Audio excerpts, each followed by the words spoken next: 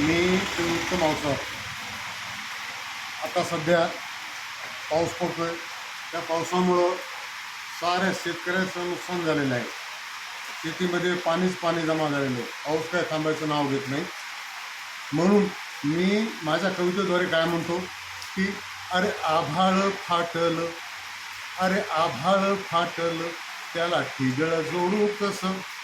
अरे आभाळ फाटलं, त्याला ठिगळ जोडू कसं.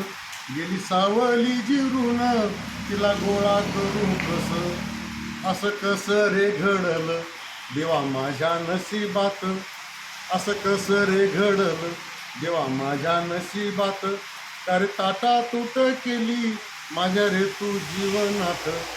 कुठे पाहू मी जगात कळलेल्या सावलीला. कुठं पाहू मी जगात कळलेल्या सावलीला. का दिलंस देवा तू दुःख माझ्या रे मनाला.